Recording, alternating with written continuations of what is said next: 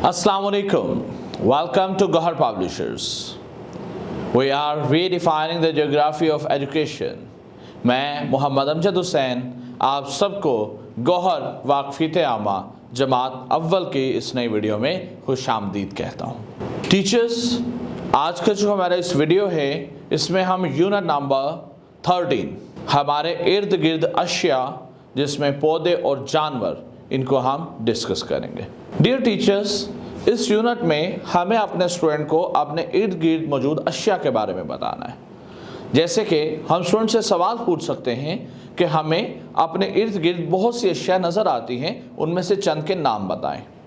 तो यकीनन स्टूडेंट्स हमें कुछ जानदार अशिया के बारे में बताएंगे, कुछ बेजान। तो हम फिर स्टूडेंट से पूछेंगे कि क्या अगर वो हमें मेज़ के बारे में बताते हैं तो हम उनसे पूछेंगे कि क्या मेज़ और बिल्ली ये दोनों एक जैसे हैं।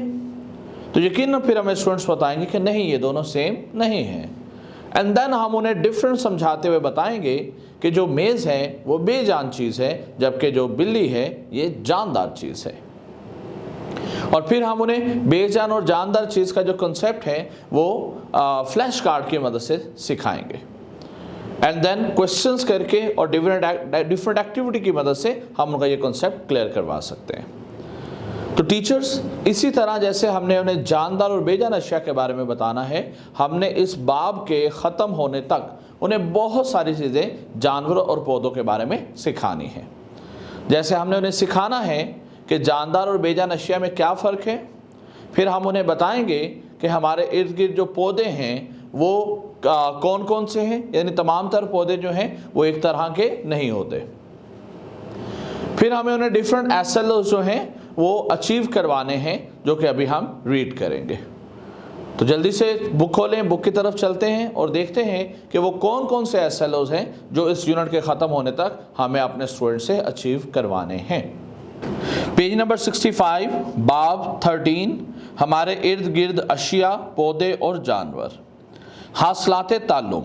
इस बाब के इख्तिताम पर तुलबा इस काबिल हो जाएंगे कि नंबर 1, अपने इर्द गिर्द मौजूद जानदार और बेजान चीज़ों में तमीज़ कर सके। क्योंकि बच्चों के इर्द गिर्द जैसे हमारे माहौल में कुछ चीज़ें ऐसी होती हैं जो जानदार होती हैं और कुछ चीज़ें ऐसी होती हैं जो बेजान होती हैं, तो वो फ़र्क कर सके। दूसरा पॉइंट, अपने इर्द गिर्द मौजूद पौधों की पहचान कर सके। तो यकीनन हमारे माहौल के ऊपर अगर हम नज़र दौड़ाएं तो हमें बहुत से पौधे और दरख्त दिखाई देते हैं, तो स्टूडेंट्स को हमें इंश्योर करना है कि वो इनकी पहचान कर सकें। नंबर 3, अपने इर्द गिर्द नज़र आने वाले मुख्तलिफ पौधों में फ़र्क जान सकें, क्योंकि तमाम तर पौधे एक जैसे नहीं होते। कुछ पौधे होते हैं, कुछ दरख्त होते हैं, कुछ झाड़ियाँ होती हैं, कुछ बेल होती हैं। तो इस तरह पौधे जो हैं वो मुख्तलिफ तरह के होते हैं। नेक्स्ट है खुराक, साए और पनाहगाह के तौर पर पौधों और दरख्तों की अहमियत को समझ सकें। तो यकीनन पौधे जो हैं वो हमें खुराक मुहैया करते हैं, जैसे फल और सब्जियां हैं वो हम कहाँ से हासिल करते हैं, पौधों से। तो ये हमें अपने स्टूडेंट्स को बताना है, समझाना है कि किस तरह पौधे हमें पनाहगाह, साया और खुराक मुहैया करते हैं। अपने इर्द गिर्द इन चीज़ों की पहचान कर सके जो पौधों से बनती हैं। तो बहुत सारी चीज़ें जो हम रोज़ाना इस्तेमाल करते हैं, फर्नीचर है, मेज़ है, कुर्सियां हैं, जिसमें बेड है, और कुछ हमारे किचन का जो सामान है वो भी पौधों से ही हम बनाते हैं। जिस्मानी खदोखाल के एतबार से आम, पालतू और जंगली जानवरों के दरमियान फ़र्क की पहचान कर सकें। तो जिस तरह पौधे मुख्तलिफ होते हैं, मुख्तलिफ तरह के होते हैं, इसलिए तमाम तर जानवर भी एक जैसे नहीं होते।